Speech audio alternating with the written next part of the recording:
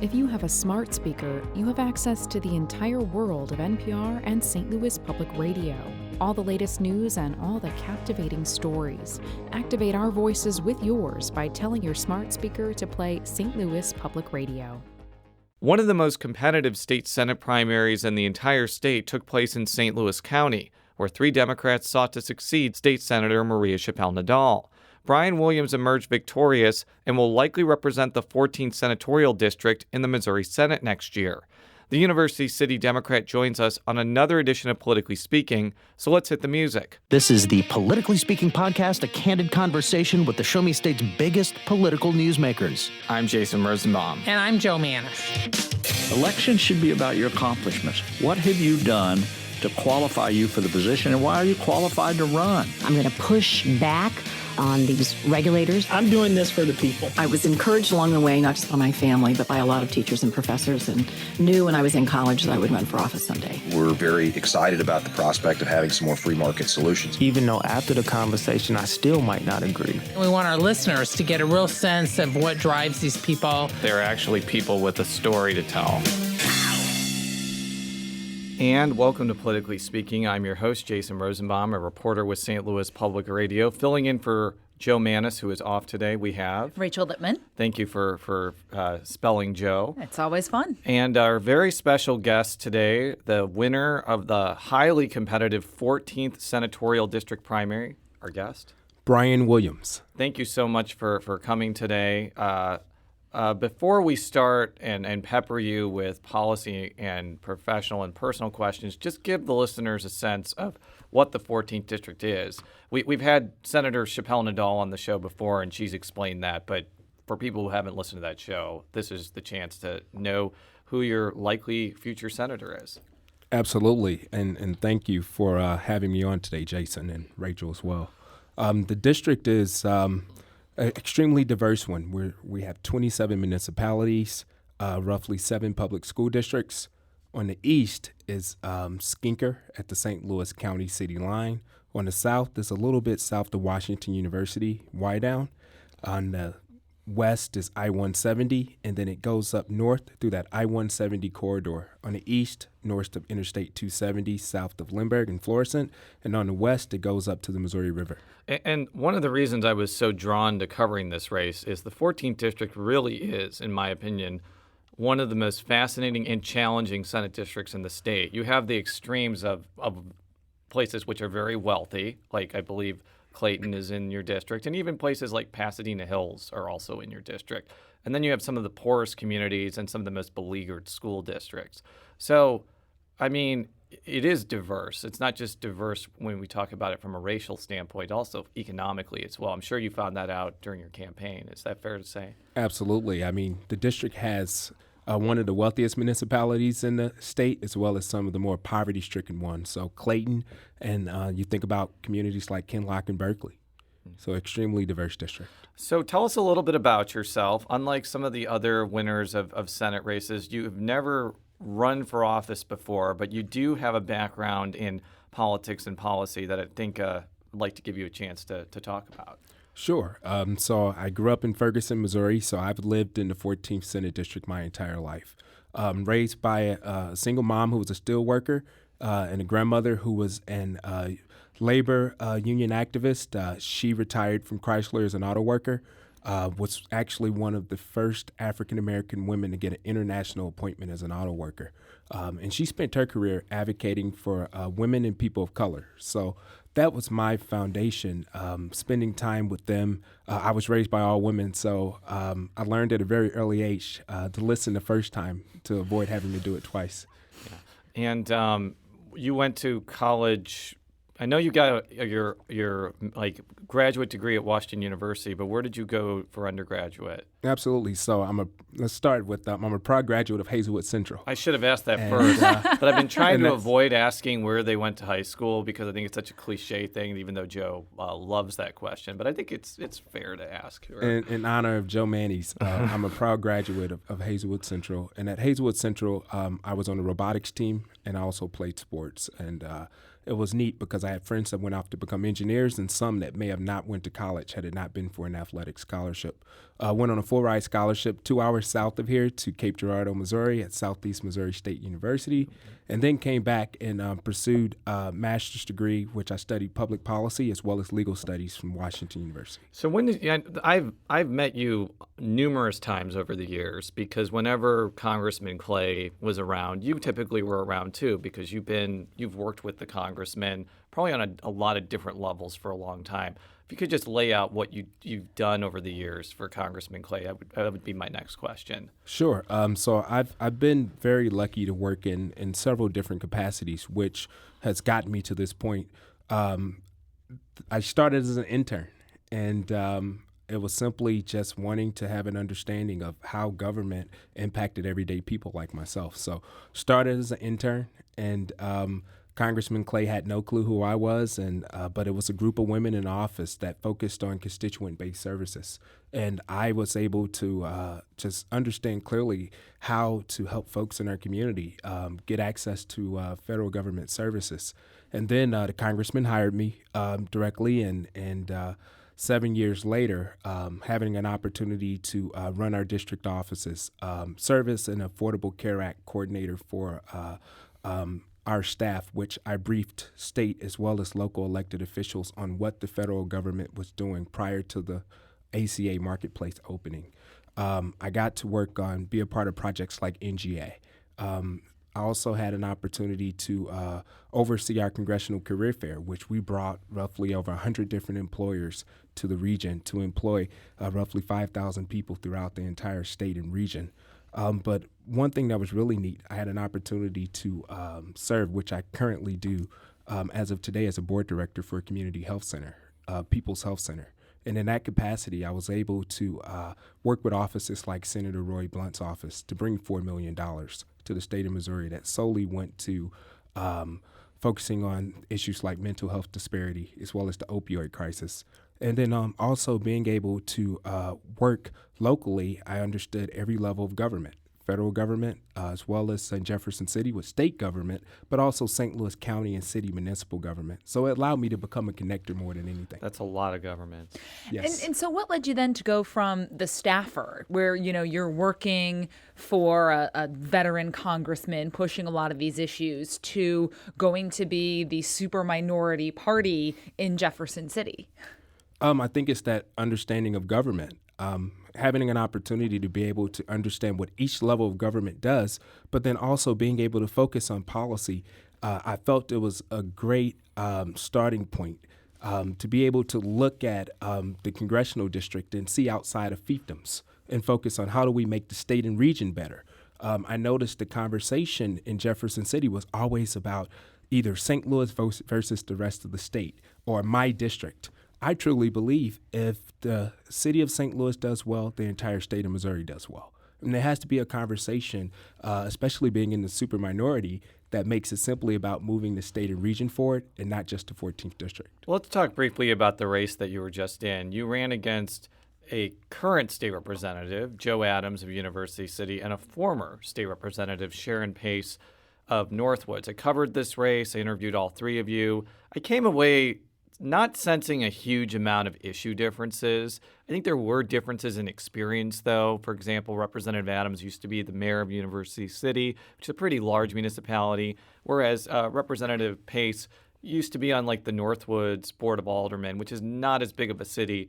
And then you were really emphasizing not only your congressional experience, but also the fact that you come from a different generation than either one of them. Not to say that it's wrong for someone who is a little bit older to be running for the state Senate, but I do think that was a big emphasis of your campaign, the generational difference. Would that be fair to say?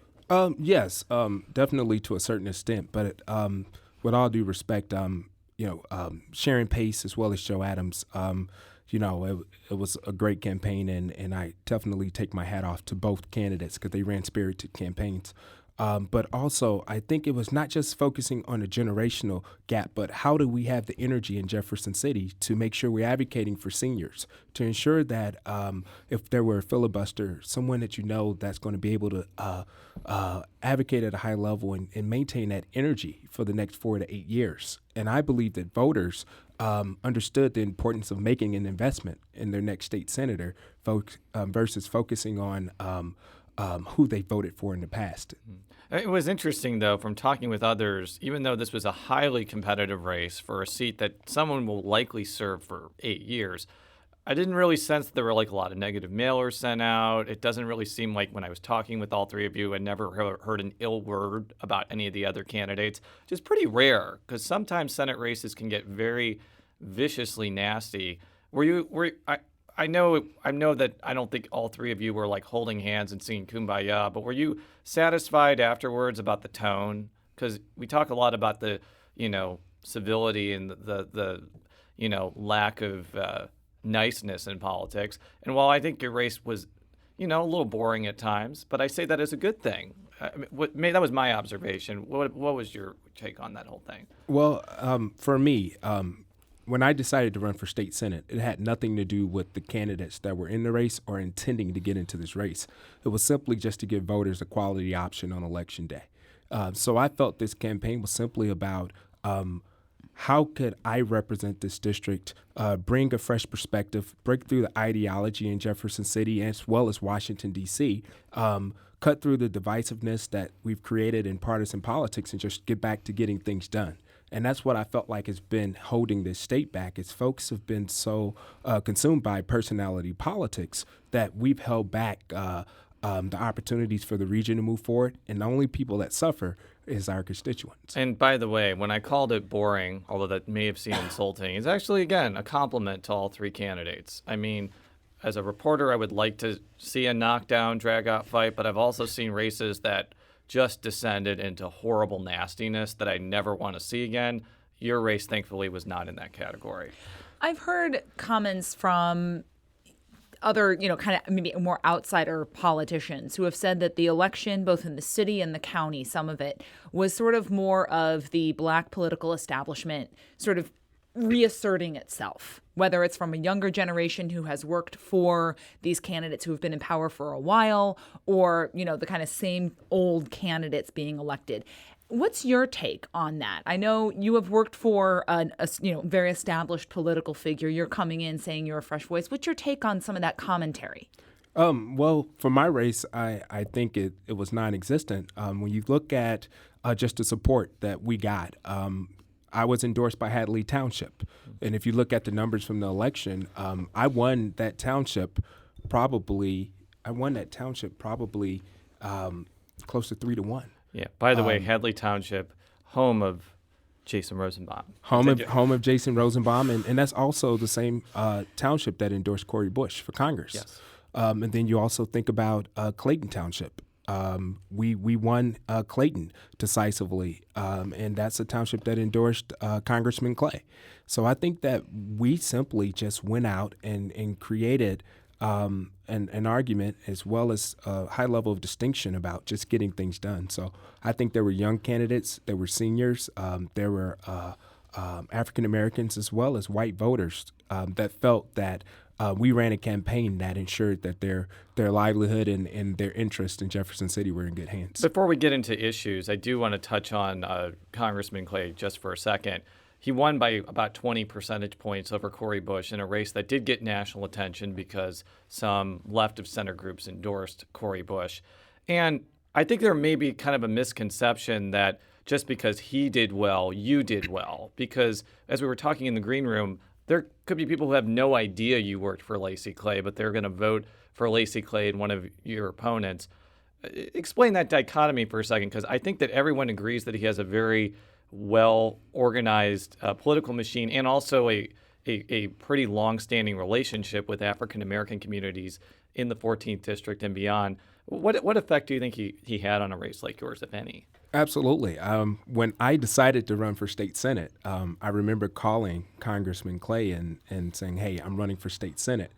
It wasn't something that we came up with together. Wasn't some evil plan. No, it was never an evil plan. I decided I wanted to run as the next state senator for my home district, and I was grateful that he supported me, but he made it extremely clear from day one that this is a race that you're going to have to run on your own. And in his exact words, my popularity doesn't always or is guaranteed to transfer over to you.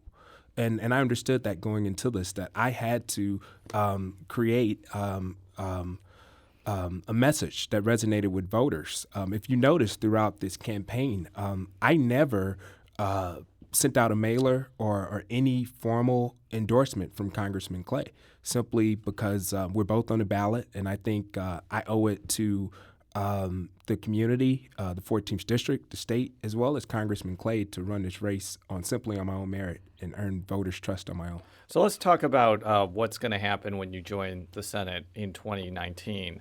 So one of the things I focused on in that aforementioned story is the current Senator, Maria Chappelle-Nadal. Whether you like her politics or strategies or dislike it, she's been very effective at not only working with Republicans on certain issues when she's needed, but also filibustering. There was an instance where she filibustered, I think, for almost like 20 or 24 hours. So I want to hear your perspective on how you're going to, I don't want to say present yourself, but what you're going to do when you decide like whether you want to fight something or whether you want to work with Republicans. Because I think that Senator Chappelle-Nadal actually did that very effectively and often mattered when it came to issues that affected the 14th Senatorial District. I'd like to hear what your strategy is going to be. Well, it's more or less what are my priorities. My priorities is making sure that I represent not just the 14th District, but St. Louis at a high level in the state Senate, especially as a Democrat in the super minority.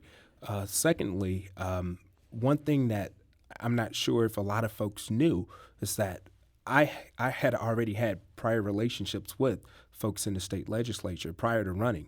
So Senator Nasheed, Senator-elect May, Senator Curls, Senator Hummel.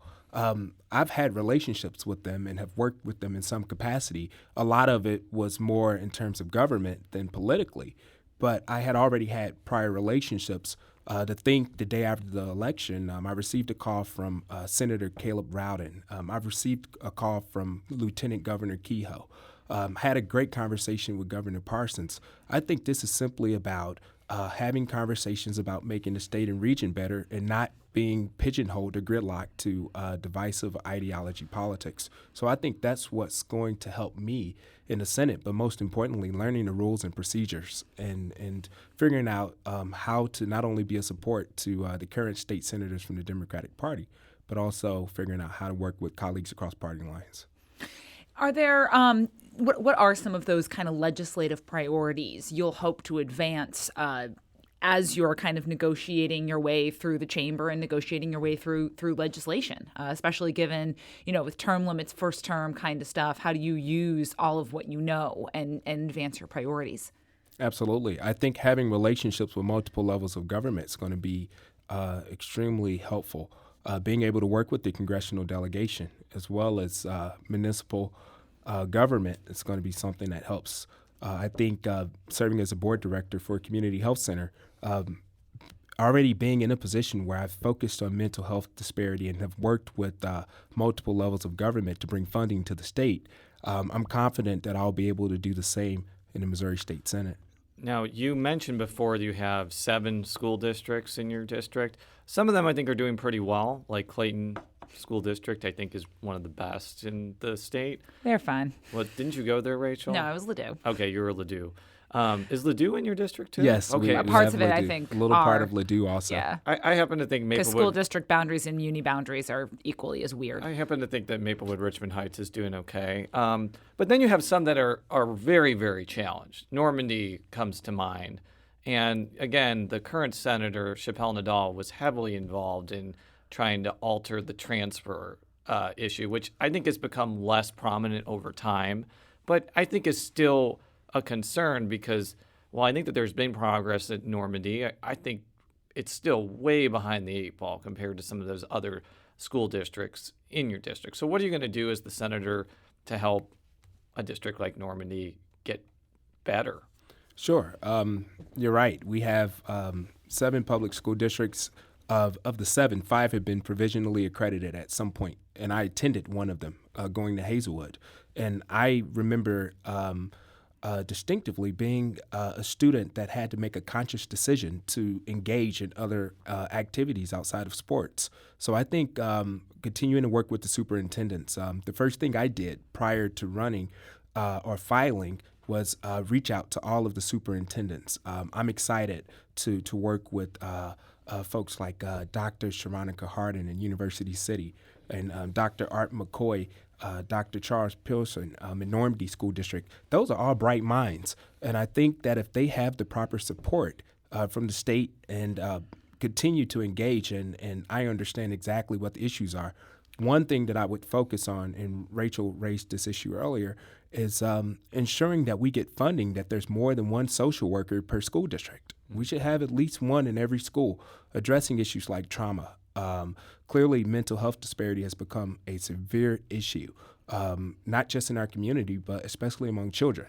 So that'll be a big focus of mine, figuring out how do we create more health-based services within our school districts. But then also, I was heavily involved in robotics. I would love to see us get more students, especially students of color, involved in robotics and different things outside of just focusing on sports and putting really what I like to say, all of their eggs in one basket. To follow up, I'm wondering if the maladies that have befell Normandy, is it just money, or is it just the fact that you have a high concentration of poverty within those borders, and therefore the kids that come from impoverished households have more problems, and you need more specialized staff like social workers to handle that? Is it more than just money, basically? Is it also just having the right people and the right resources, or is it a combination of both? It's a combination of both. But then it's also thinking about things like economic development. So, for example, we have the I-170 corridor. I'm open to talking to companies like Dell, where they go and potentially invest in areas like Kinlock, where they may put warehouse jobs. These are parents of some of the young people that are going to our schools. And if we have parents that have stable jobs, if we have social workers that are working on creating strong partnerships between school and home, I think that it creates a healthier environment. My mom was single, and my grandmother and grandfather stepped in and helped create a stable environment for me to be able to thrive as a student. And I'm positive, had my mom had to do it on her own, it would have been extremely difficult. So I think just having that assistance to parents, ensuring that parents have economic opportunities, jobs, resources to address issues. Another thing I think is important is making sure that we have strong programs around special education, making sure that children that have disabilities, or especially learning disabilities, aren't put in these silos in schools, but integrated, but also have the resources to be able to address any educational gaps or discord that they may have. One of the things you hear a lot about with economic development is the incentives required to do it. I think the debate over the kind of informal Chinatown and the incentives there in University City that falls within your district. What's sort of your philosophy on how development incentives could be used, and what role can the state play in kind of ensuring that they aren't misused or, are used to not duplicate stores that are already, like two or three highway exits up Interstate 70, maybe also within your district? Sure, that's a great question, Rachel. And just to kind of touch a little bit, if I can, Jason, on what Rachel's referring to in University City. They just recently approved a TIF, 10-2, to provide funding for redevelopment on Olive Boulevard.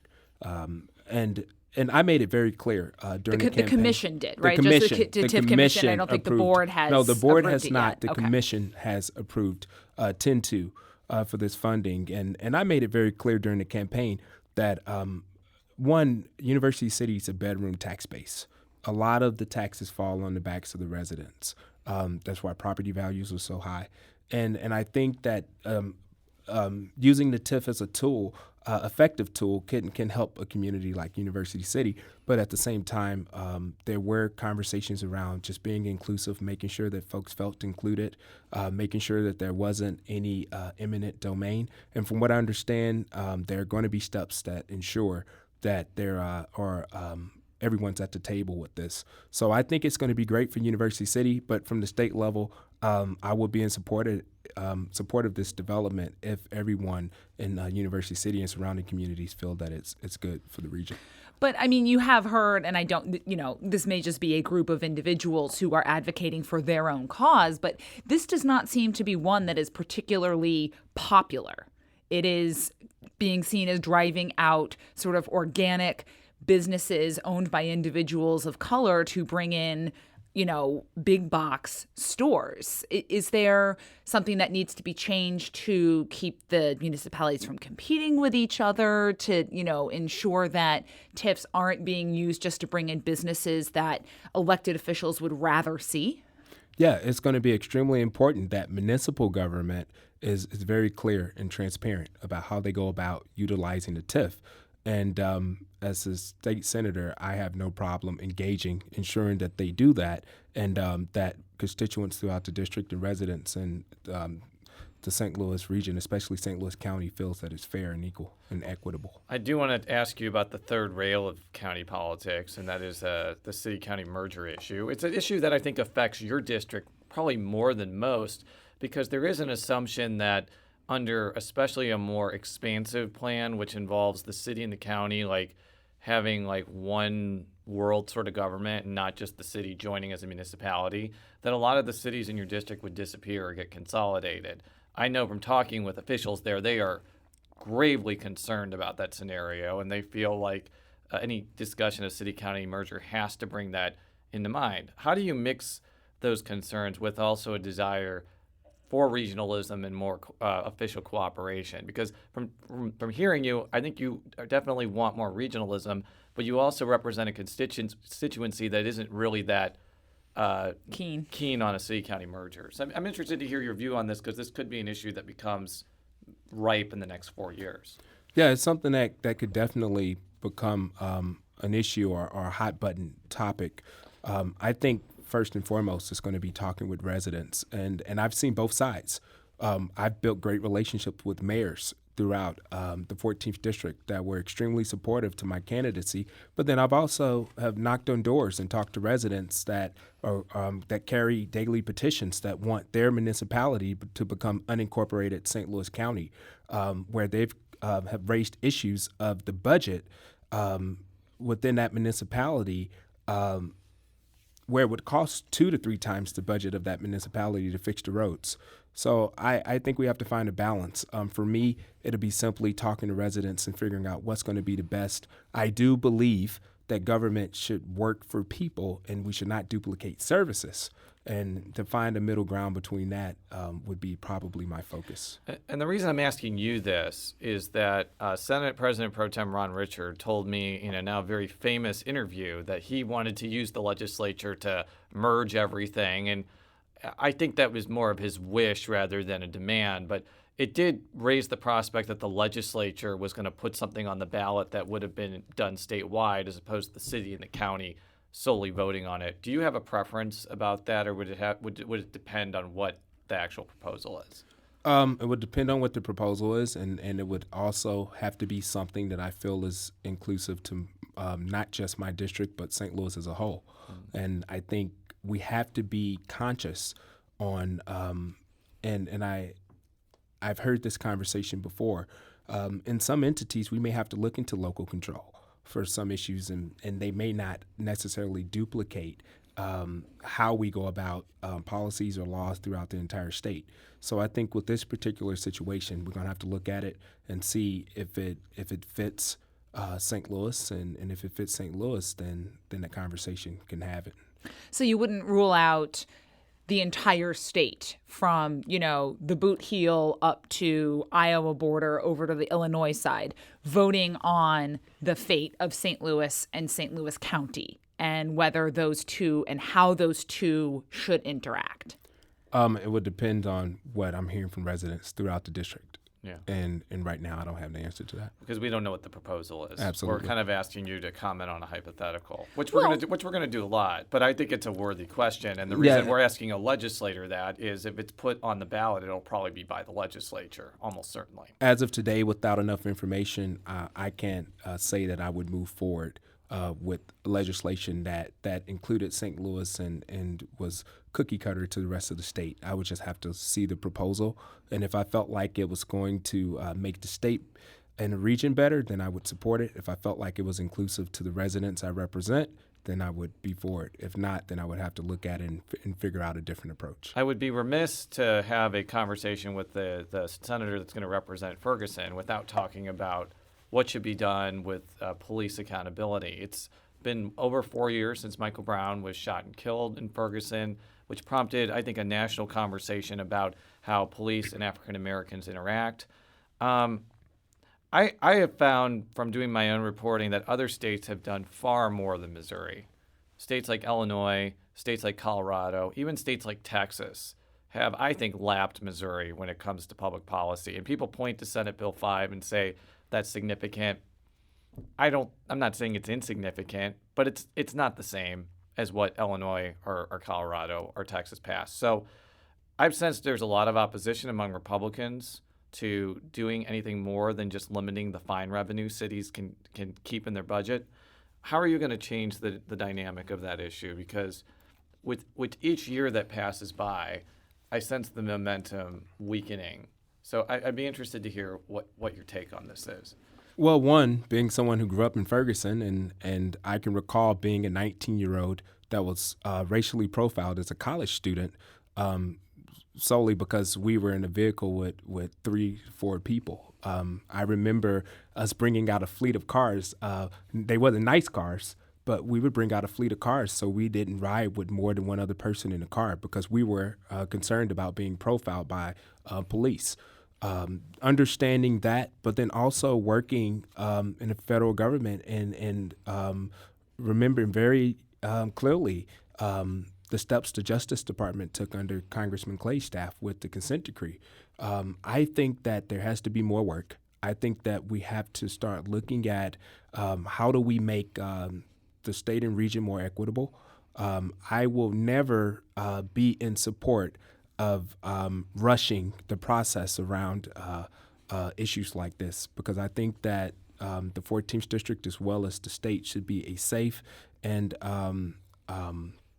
equitable place for women and people of color. So I will continue the conversation, make sure that everyone's at the table, being receptive to activists, being receptive to stakeholders, being receptive to residents in Ferguson, but most importantly, making sure that we're taking steps that's going to work towards a solution and not just running in circles in an endless conversation. Were you disappointed the consent decree only involved Ferguson and not more cities in St. Louis County? And I'm not just talking about North St. Louis County. There have been cities in central and western St. Louis counties that have had years worth of problems with racial profiling. That I think that just because the consent decree was focused on Ferguson, there was no pressure from the federal government for some of those other cities to change. I know you're a state legislator, but I'd be interested to hear your take about exerting pressure on other cities to change rather than just Ferguson. No, I agree 100%. It's not just Ferguson. I've had an opportunity throughout this campaign to become really good friends with a gentleman named Roger Goldman. And he spent his entire career focusing on ensuring that not just police officers and police departments had proper practices, but they were also ensuring that if they ever received any type of termination or had any type of engagement with someone, they would not be able to go to the neighboring municipality and get a job. And we've talked quite often about this issue. He's someone that's going to serve as a mentor to me around these issues. He's just not getting credit for this 50 years later. But I think it's going to be extremely important that we hold police departments accountable for how they engage with people within the community. But then I also think it's important that we work together through government to find solutions and understand that we still need police departments to protect us.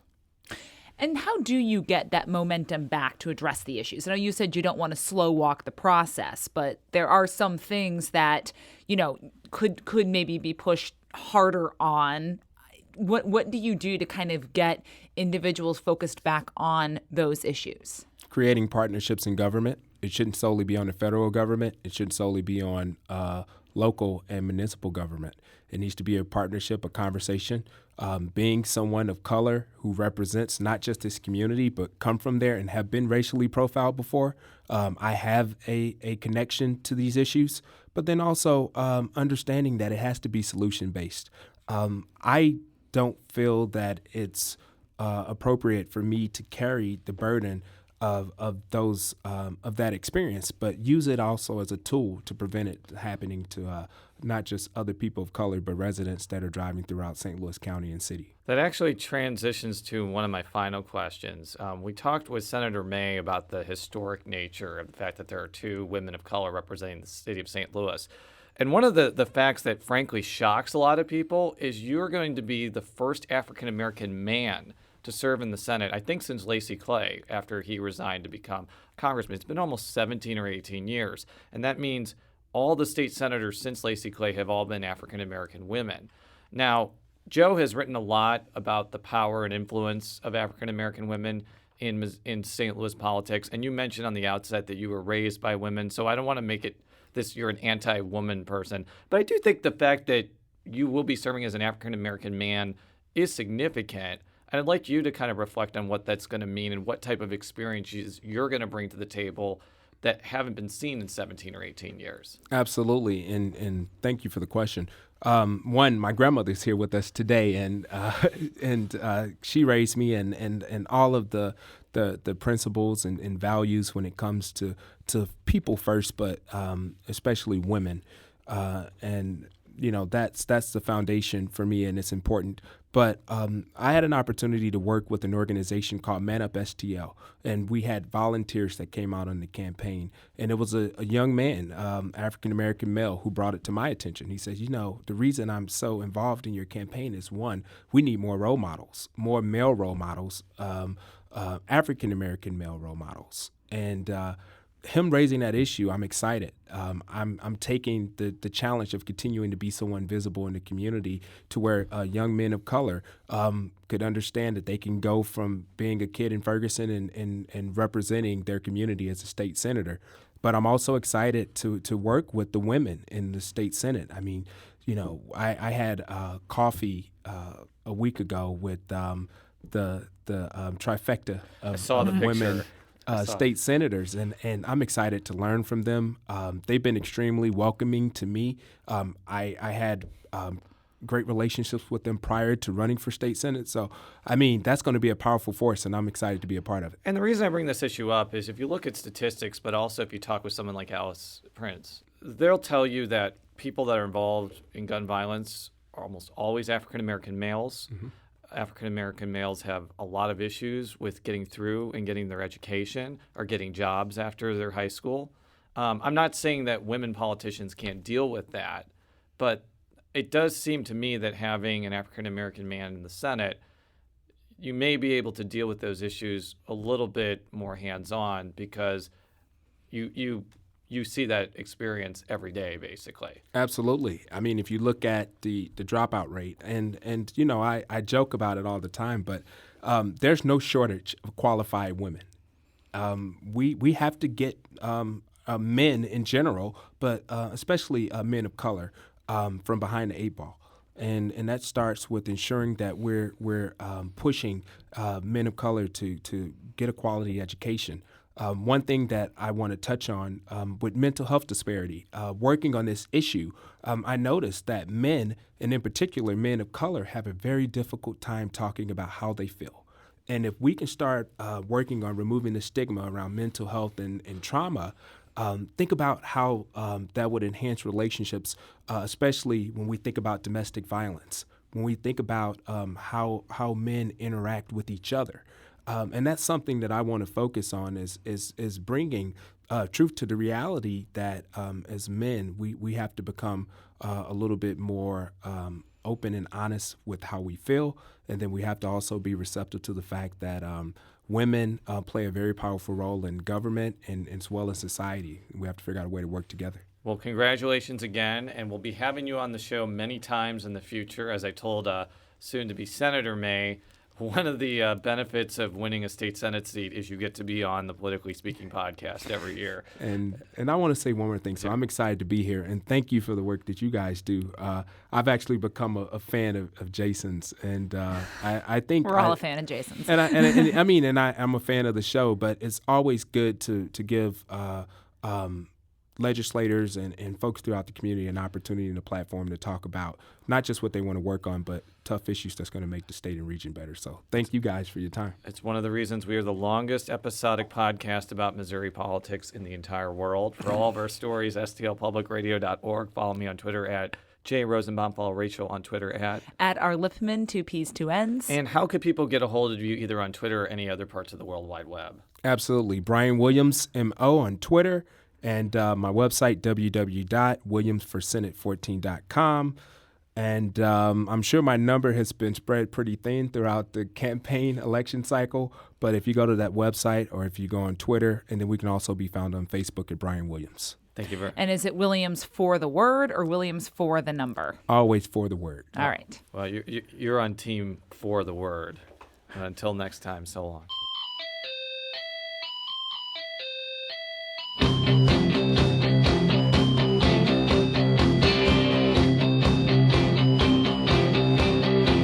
Sometimes we rock and roll.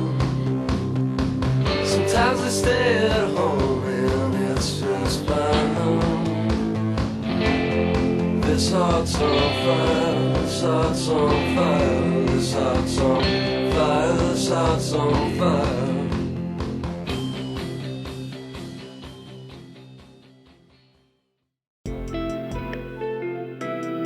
The Gateway brings you the day's news from the St. Louis region and across Missouri. It also includes stories from the Illinois side of the river and our Metro East reporter, Will Bauer. In Alton, in Belleville, in East St. Louis, in Edwardsville, in Cahokia Heights, at Scott Air Force Base, I'm Will Bauer. St. Louis Public Radio. Listen to reports from Will and all of our journalists weekdays on the Gateway, on the STLPR app, and wherever you get podcasts.